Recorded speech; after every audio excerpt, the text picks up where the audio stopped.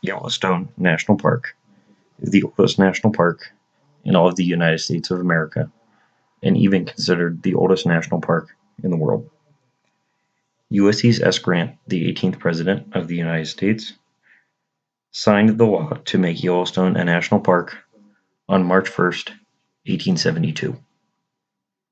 Yellowstone National Park spans a little over 2.2 million acres of land, including land in 3 different states: Montana, Idaho, and Wyoming.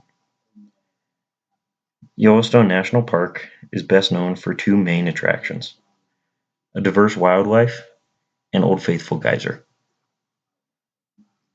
Yellowstone is home for close to 300 species of birds, 16 species of fish, one of which I'll be talking about in length in this program, 5 species of amphibians, 6 species of reptiles, and 67 different species of mammals. Yellowstone is overflowing with life and is home to the largest concentration of mammals within the lower 48 states. Of those nearly 300 bird species that reside in Yellowstone National Park, around 150 of them nest there and raise their young there every year. Amphibians are also a crucial part to this ecosystem, seeing as how they are fantastic indicators of stressors, such as disease and climate change, that could drastically affect the ecosystem. 30 to 40 years ago, Yellowstone Lake was full of clear, clean water and void of invasive species that would affect the local ecosystem. Yellowstone Lake and the Yellowstone River was home to the largest population of genetically pure Yellowstone cutthroat trout in the world for as far back as people could remember. There are also waterfalls that protect Yellowstone Lake from foreign aquatic species entering the natural habitat of the Yellowstone cutthroat trout.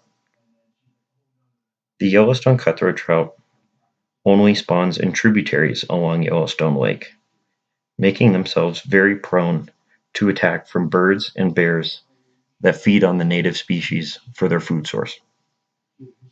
Early European visitors of Yellowstone discovered that a fair amount of bodies of water within the region were barren of fish because of the surrounding waterfalls.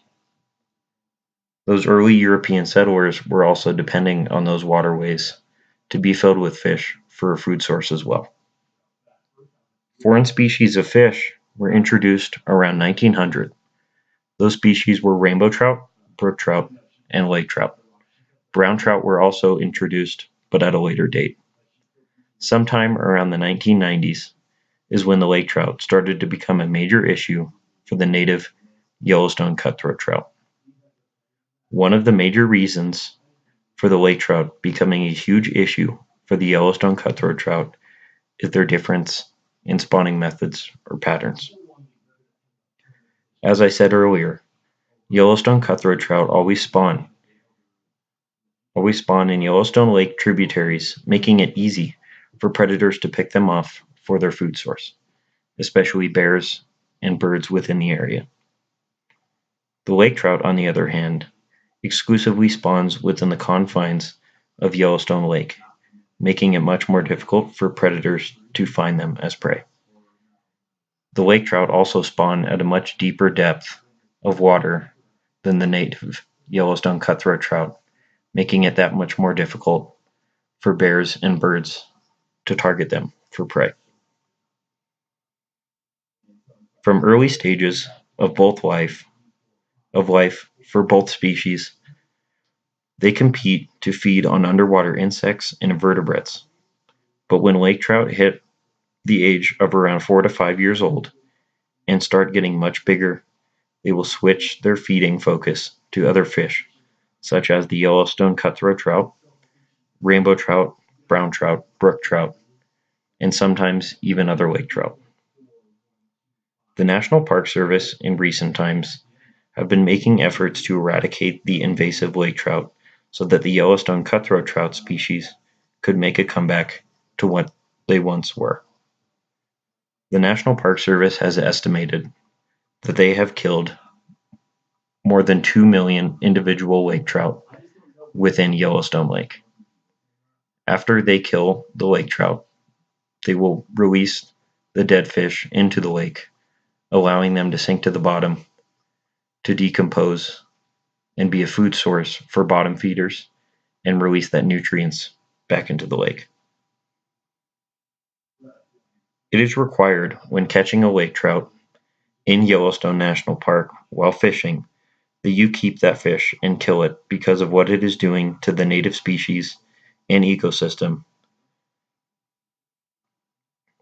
Through the efforts of the National Park Service in recent times to exterminate lake trout, Yellowstone cutthroat trout in recent times have been making small bounce backs to a larger population. The issue of the lake trout introduction was initially viewed as a fisheries issue, as people were struggling to find good numbers of native Yellowstone cutthroat trout, but has since become a National Park Service issue, which has increased efforts and money in eradicating these invasive and destructive species within this ecosystem. As the years go by, we feel that we can make a solid dent in the lake trout population in Yellowstone Lake to protect its native fishes the best we can and to get them back to what they once were before the introduction of lake trout. Other factors affect the decline of the native Yellowstone cutthroat trout, like bears and birds who specifically feed on the Yellowstone cutthroat trout rather than the lake trout because they're much easier to target. These bears and birds will also feed on rainbow trout, brook trout, brown trout of the area, but more often than not, specifically target native Yellowstone cutthroat trout, which has affected the population immensely since the 1990s, when the lake trout population was over the population of native Yellowstone cutthroat trout.